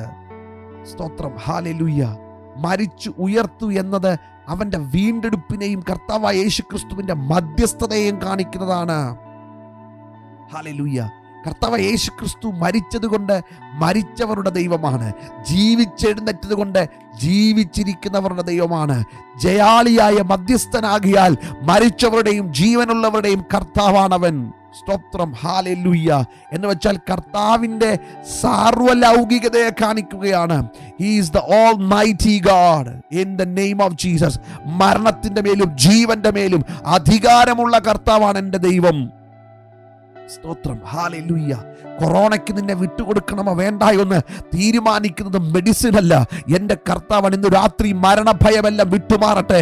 ഈ അധികാരത്തിൽ തൻ്റെ മരണപുനരുദ്ധാനത്തിൽ കർത്താവിന് ലഭിച്ചതാണ്. കർത്താവ് മരിച്ച് അടക്കപ്പെട്ട് ഉയർത്തെഴുന്നേറ്റ പുനരുദ്ധാനത്തിൻ്റെ ശക്തിയാണ് നിന്റെ അകത്തിരിക്കുന്നതെങ്കിൽ, ഇന്ന് ഒരു മീറ്റിംഗ് കഴിഞ്ഞിട്ട് ഞാൻ ഇതിലോട്ട് വരുന്നത്. അപ്പം ഞാൻ ആ ദൈവമക്കളോട് പറഞ്ഞു, ദൈവമക്കളെ, നിങ്ങൾ വീണ്ടും ജനിച്ചപ്പോൾ നിങ്ങളുടെ അകത്തേക്ക് വന്ന ശക്തി പുനരുദ്ധാനത്തിൻ്റെ ശക്തിയാണ്. സ്തോത്രം. ഹല്ലേലൂയ. അതുകൊണ്ട് പുനരുദ്ധാനത്താൽ താനത് പൂർണ്ണമായി പ്രാവർത്തികമാക്കി. Thank you Jesus. ഈ മക്കളെ, ഫിലിപ്പിയ ലേഖനം തന്നെ, ഫിലിപ്പിയ ലേഖനം 2-ാം അധ്യായം അതിൻ്റെ 9-10 വാക്യങ്ങൾ. ആമേൻ. Philippians, the book of Philippians chapter 2 verses 9 and 10. ദൈവവും അവനെ ഏറ്റവും ഉയർത്തി സകല നാമത്തിനും മേലായ നാമം നൽകി. അങ്ങനെ യേശുവിൻ്റെ നാമത്തിങ്കൽ സ്വർലോകരുടെയും ആമേൻ സ്തോത്രം ഭൂലോകരുടെയും അധോലോകരുടെയും മുഴങ്കാലുകളൊക്കെയും മടങ്ങും. എല്ലാ നാവും യേശു കർത്താവെന്ന് പിതാവായ ദൈവത്തിൻ്റെ മഹത്വത്തിനായിട്ട് ഏറ്റുപറയുകയും ചെയ്യും. സ്തോത്രം. ദൈവമക്കളെ, നമ്മളെ പൗലോസിന്റെ ഈ ലേഖനം പഠിക്കുമ്പോൾ യേശു കർത്താവിൻ്റെ പുനരുദ്ധാനത്തെ പറ്റി, കർത്താവായ യേശു ക്രിസ്തുവിൻ്റെ ഉയർത്തെഴുന്നേൽപ്പിനെ പറ്റി റോമാലേഖനത്തിൽ പല സ്ഥലങ്ങളിൽ പൗലോസ് ലീഗ പറയുന്നുണ്ട്. 1:4 പറയുന്നുണ്ട്. സ്തോത്രം. യേശുവിൻ്റെ അവകാശവാദങ്ങളും ന്യായീകരണമാണ് 1:4 പറയുന്നത്. 4:25 നമ്മൾ നീതീകരിക്കപ്പെട്ടതിൻ്റെ തെളിവായിട്ട് അതിനെ പറയുന്നത്. 6-ാം അധ്യായം 4-ാം വാക്യത്തിൽ നമ്മുടെ പുതിയ ജീവിതത്തിനുള്ള സമർപ്പണമായിട്ട് അത് പറയുന്നത്. 7-ാം അധ്യായം 4-ാമത്തെ വാക്യത്തിൽ ആമേൻ ഒരു പുതിയ പങ്കാളിയോടുള്ള നമ്മുടെ ഐക്യത. നമ്മളിതെല്ലാം ധ്യാനിച്ചതാണ് കേട്ടോ. നമ്മളിതെല്ലാം സ്തോത്രം ഹല്ലേലൂയ നമ്മളിതെല്ലാം പഠിച്ചതാണ്. ഒരു പുതിയ ജീവിത പങ്കാളിയോടുള്ള ഐക്യത്തെ പറ്റിയാണ് നാം പഠിച്ചത്, മനസ്സിലാക്കിയത്. 8-ാം അധ്യായം 11-ാമത്തെ വാക്യത്തിൽ കർത്താവായ യേശുക്രിസ്തുവിന്റെ പുനരുദ്ധാനം നമ്മുടെ ശരീരം പുനരുദ്ധാനം ചെയ്യുമെന്നുള്ളതിന്റെ ഉറപ്പാ പറയുന്നത്. സ്തോത്രം. നമ്മുടെ ശരീരവും പുനരുദ്ധാനം ചെയ്യും. 15-ാമത്തെ അധ്യായം 9-ാമത്തെ വാക്യത്തിൽ അവന്റെ സാർവലൗകിക കർത്തൃത്വത്തിന്റെ സ്ഥാപനത്തെയാണ് വിളിച്ചറിയിക്കുന്നത്. 10-ാമത്തെ വാക്യത്തിൽ പിന്നെയും പരിശുദ്ധാത്മാവ് കൊണ്ടു നിർത്തുന്ന ടോപ്പിക് ഇതാണ്: നീ വിധിക്കുന്നത് എന്തിന്? സ്തോത്രം. നീ എന്തുകൊണ്ട് വിധിക്കുന്നു? സ്തോത്രം. ഹല്ലേലൂയ. നീ എന്തുകൊണ്ട് വിധിക്കുന്നു? നീ സഹോദരനെ വിധിക്കുന്നത് എന്ത്? അല്ല, നീ സഹോദരനെ ധിക്കരിക്കുന്നത് എന്ത്? നാം എല്ലാവരും ദൈവത്തിന്റെ ന്യായാസനത്തിന്റെ മുമ്പിൽ നിൽക്കേണ്ടവരാണ്.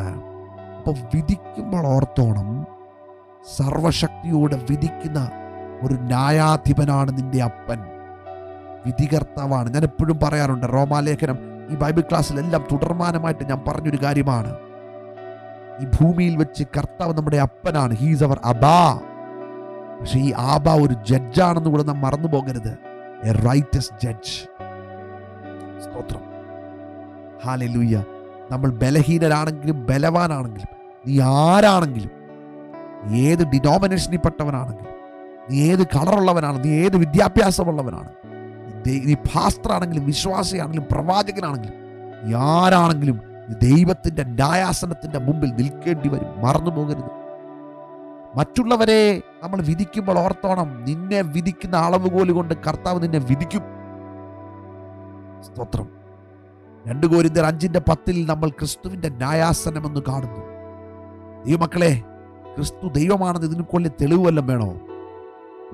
യോഹന്നാന്റെ സുവിശേഷം 5:22 പറയുന്നത്, ന്യായവിധിയെല്ലാം പുത്രന് കൊടുത്തിരിക്കുകയാണ്. വിശ്വാസികളാണെങ്കിലും ഈ ന്യായാസനത്തിന്റെ മുമ്പിൽ നാം നിൽക്കേണ്ടി വരും. സ്തോത്രം. ഹല്ലേലൂയ. അപ്പൊ നാം എന്തിനാ കർത്താവിന്റെ മുന്നിൽ നിൽക്കുന്നത്? 2 കാര്യം. 1, കണക്ക് ബോധിപ്പിക്കാൻ. സ്തോത്രം. ഹല്ലേലൂയ. ആമേൻ. 10, 11, 12 വാക്യങ്ങളിൽ സഹോദരനെ വിധിക്കുന്ന നാം എല്ലാവരും ദൈവത്തിന്റെ ന്യായാസനം നിൽക്കേണ്ടി വരും. 1, നിൽക്കേണ്ടി വരും. എന്നാൽ എൻ്റെ മുമ്പിൽ എല്ലാ മുഴങ്കാലും മടങ്ങും, എല്ലാ നാവും ദൈവത്തെ സ്തുതിക്കുമെന്ന് കർത്താവ് അരുളി ചെയ്യുന്നു എന്ന് എഴുതിയിരിക്കുന്നല്ലോ. ആകയാൽ നമ്മൾ ഓരോരുത്തൻ ദൈവത്തോട് കണക്ക് ബോധിപ്പിക്കേണ്ടി വരും. ദൈവസന്നിധിയിൽ എന്തിനാ നിൽക്കുന്നത്? 1, കണക്ക് ബോധിപ്പിക്കാനാണ് നിൽക്കുന്നത്. 2, നാം ദൈവസന്നിധിയിൽ നിൽക്കുന്ന പ്രതിഫലം വാങ്ങിക്കാൻ വേണ്ടിയാണ്. ഈ മക്കളെ, കണക്ക് ബോധിപ്പിക്കേണ്ട ഒരു ദിവസമുണ്ട്. ആമേൻ. ഈ മക്കളെ, ഞാൻ എൻ്റെ ഈ ചെറുപ്പകാലത്തൊക്കെ അമ്മയെ പറ്റിച്ചിട്ടുണ്ട്. മമ്മി 10 രൂപ സാധനം മേടിക്കാൻ വിടുമ്പോൾ അതിനകത്തുനിന്ന് 1 രൂപ ഞാൻ മാറ്റി വെച്ചിട്ട് മുട്ടായി മേടിച്ചിട്ടുണ്ട്. അതൊക്കെ പിന്നീട് പ്രവാചകന്മാർ വരുമ്പോൾ വിളിച്ചു പറയുമെന്ന് പേടിച്ചിട്ടുണ്ട് സഭയിൽ പോയിരിക്കുമ്പോൾ. പക്ഷെ ദൈവമക്കളെ, ഇന്ന് രാത്രി അങ്ങനെ ഒരു ദൈവത്തിന്റെ മുമ്പിലല്ല നമ്മൾ നിൽക്കുന്നത്. അമ്മയുടെ കണ്ണ് വെട്ടിക്കായിരുന്നു. യാക്കോബിന്റെ കാര്യം പറയുമ്പോൾ പലപ്പോഴും പറയുന്നുണ്ട്, യാക്കോബേ, നിന്റെ അപ്പൻ, കണ്ണ് കാണാത്ത അപ്പനെ നീ പറ്റിച്ചു. ഏട്ടയിറച്ചിയില് കൊതിപൂണ്ട അപ്പനെ നീ ഇറച്ചി തന്ന് പറ്റിച്ചു. പക്ഷേ നീ യാബോക്കിന്റെ കടവിൽ നിൽക്കുമ്പോൾ നീ ആരാകുന്ന ചോദ്യത്തിനു മുമ്പിൽ യാക്കോബ് ചൂളിപ്പോയി കാണും. കാരണം യാക്കോബിന് മനസ്സിലായി, ആമേൻ, കൊന്ന മൃഗത്തിന്റെ തോലുകൊണ്ട് അപ്പനെ പറ്റിച്ചു. ആമേൻ. സഹോദരനെ പോലെ പെരുമാറി വേട്ടയിറച്ചിയുടെ രുചി പകർന്ന് അപ്പന്റെ അനുഗ്രഹങ്ങളെയും എടുത്തുകൊണ്ട് ഞാൻ ഓടി. പക്ഷേ ഈ കർത്താവിനെ അങ്ങനെ പറ്റിക്കാൻ പറ്റത്തില്ല. അഗ്നിജ്വാലക്കത്തുള്ള കണ്ണുള്ള കർത്താവിന്റെ മുന്നിലാണ് ഞാൻ നിൽക്കുന്നത്. കണക്ക് ബോധിപ്പിക്കേണ്ടി വരും. ഈ മക്കളെ, നിങ്ങൾ എന്തോ കഴിച്ചു, നിങ്ങൾ എന്തോ കഴിച്ചില്ല, നിങ്ങൾ എന്തോ ഇട്ടു, നിങ്ങൾ എന്തോ ഇട്ടില്ല, ഇതൊന്നും അല്ല ദൈവത്തിന്റെ സന്നിധിയിൽ വിഷയം. കണക്ക് ബോധിപ്പിക്കേണ്ടി വരും. നിങ്ങൾ ഇറച്ചി കഴിച്ചാലും ഇറച്ചി കഴിച്ചില്ലേലും, നിങ്ങൾ വെജിറ്റേറിയൻ ആണെങ്കിലും നോൺ വെജിറ്റേറിയൻ ആണ്, നിങ്ങൾ അതിനെ നമ്മുടെ മലയാളി കോണ്ടക്സ്റ്റിൽ അങ്ങ് വ്യാഖ്യാനിച്ചാൽ മതി. ദൈവത്തിന്റെ നാമത്തിന്റെ മഹത്വത്തിനായിരിക്കണം. മലയാളികളായ നമുക്കൊരു അഹങ്കാരമുണ്ട്, നമ്മൾ കർത്താവിന് വേണ്ടി എന്തൊക്കെയോ കളഞ്ഞെന്ന്. പക്ഷെ ഒരു കാര്യം ഞാൻ നമ്മൾ കളഞ്ഞതിനേക്കാൾ എത്രയോ 10 മടങ്ങ് കർത്താവ് നമ്മളെ അനുഗ്രഹിച്ചു. പിന്നെ ഈ കളഞ്ഞതിനെ പറ്റി എന്തിനാ വിലപിക്കുന്നേ? നമ്മൾ കളഞ്ഞതും, നിങ്ങളൊന്ന് ചിന്തി, നമ്മൾ കളഞ്ഞതും കർത്താവ് നമുക്ക് തന്നതും വെച്ച് നോക്കിയാൽ എത്രയോ 10 മടങ്ങ് കർത്താവിന് നന്ദി പറഞ്ഞാൽ തീരാത്തവണ്ണം കർത്താവ് നമ്മളെ മാനിച്ചില്ലേ? രാത്രി പരിശുദ്ധാത്മാവിൽ ഒരു പ്രാവശ്യം കൂടെ ഒരു താക്കീത് പോലെ പരിശുദ്ധ നമ്മൾ പറയുകയാണ്, നമ്മൾ കണക്ക് ബോധിപ്പിക്കേണ്ടി വരും. ദൈവസന്നിധിയിൽ നാം നിൽക്കേണ്ടി വരും. 2 കാര്യം ശ്രദ്ധിക്കുക.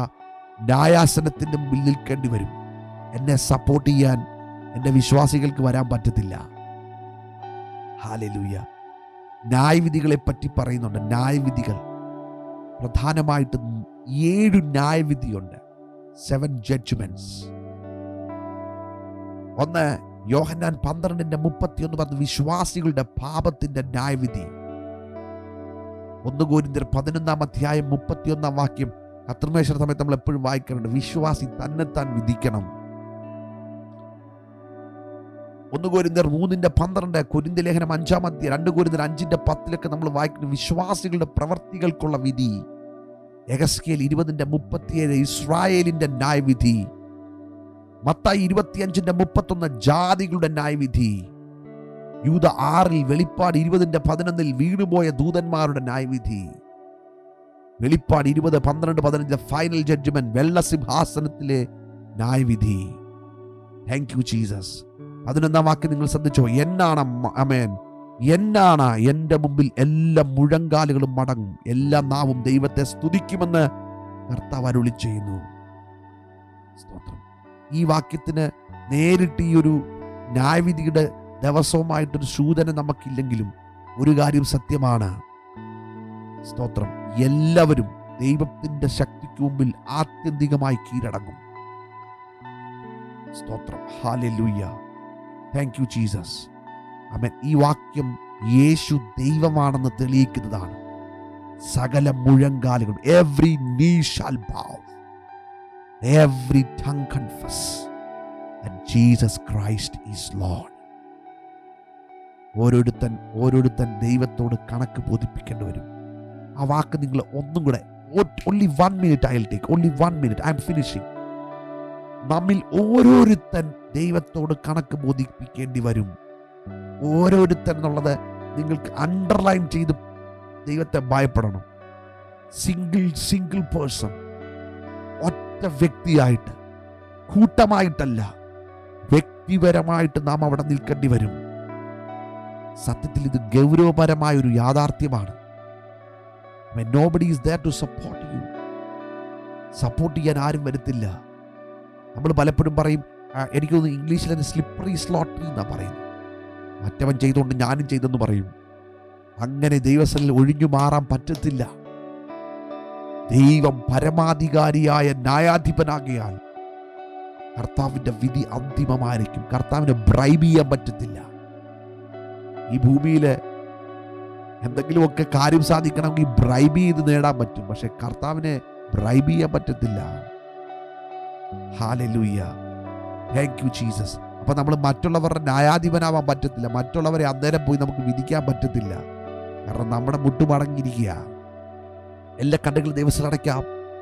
ക്രിസ്തുവിന്റെ കരങ്ങളിലേക്ക് നമ്മളെ സമർപ്പിച്ചു. നമ്മൾ അറിയാതെ എങ്കിലും മറ്റുള്ളവരെ വിധിച്ചിട്ടുണ്ടെങ്കിൽ, മറ്റ് ദൈവദാസന്മാരെ, മറ്റ് വിശ്വാസികളെ, ആരെങ്കിലും നമ്മൾ വേദനിപ്പിച്ചിട്ടുണ്ടെങ്കിൽ ഇത് രാത്രി കൺഫസ് ചെയ്യണം കേട്ടോ. That's not our duty. നമ്മുടെ ഡ്യൂട്ടിയേ അല്ലത്.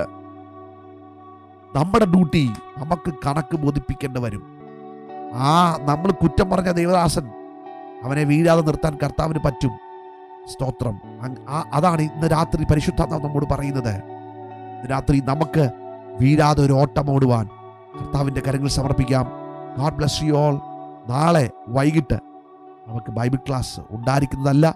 വളരെ പ്രാർത്ഥനയോടെ ദൈവസന്നിധിയിൽ അടുത്ത തിങ്കളാഴ്ച ബൈബിൾ ക്ലാസ്സിനായിട്ട് നമുക്ക് കൂടി വരാം. നാളെ വൈകിട്ട് പ്രത്യുത പ്രാർത്ഥന ഉണ്ടായിരിക്കും.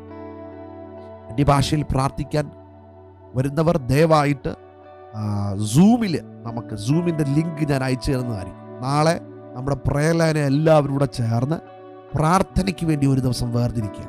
നിങ്ങളെല്ലാവരും ഞാൻ സ്വാഗതം ചെയ്യുന്നു. സൂമിൻ്റെ ലിങ്ക് നാളത്തെ റോമൻസിൻ്റെ നമ്മുടെ ഈ റേമ പഠനത്തിൻ്റെ ഗ്രൂപ്പിലേക്ക് ഞാൻ ഷെയർ ചെയ്യും. നിങ്ങളെല്ലാവരും വരണം. ഇതിൽ ജോയിൻ ചെയ്യുന്ന പോലെ തന്നെയുള്ളൂ. നിങ്ങളുടെ വീട്ടിൽ നിങ്ങൾ ഒറ്റയ്ക്ക് ആണ് നിങ്ങൾ ഈ മീറ്റിങ്ങിൽ അറ്റൻഡ് ചെയ്യുന്നതെങ്കിൽ it is not compulsory that you should open your camera. പക്ഷേ പ്രയർ ലീഡേഴ്സ് നിശ്ചയമായിട്ട് നിങ്ങളുടെ ക്യാമറ ഓപ്പൺ ചെയ്യണം. അന്യഭാഷയിൽ പ്രാർത്ഥിക്കണം. കർത്താവ് നിങ്ങളെല്ലാവരും അനുഗ്രഹിക്കട്ടെ. പ്രാർത്ഥനയായിരിക്കും നാളത്തെ വിഷയം. പരിശുദ്ധാത്മാവ് തരുന്നെങ്കിൽ നമ്മുടെ ഈ സമയത്തെ പറ്റിയ ഒരു ദൂത് ആമേൻ നാളെ കിട്ടും. നാളെ ദൈവത്തിൻ്റെ പരിശുദ്ധാത്മ സംസാരിക്കും. Our meeting is in Zoom. നാളത്തെ സൂമിലാണ് മീറ്റിംഗ്. ആർക്കെങ്കിലും സൂമിൽ കയറാൻ ബുദ്ധിമുട്ടുണ്ടെങ്കിൽ പറഞ്ഞാൽ ഇതിലും നമ്മൾ ആ ഓഡിയോ ചെയ്യാനായിട്ട് താല്പര്യപ്പെടാം. കർത്താവ് എല്ലാവരും അനുഗ്രഹിക്കട്ടെ. God bless you all.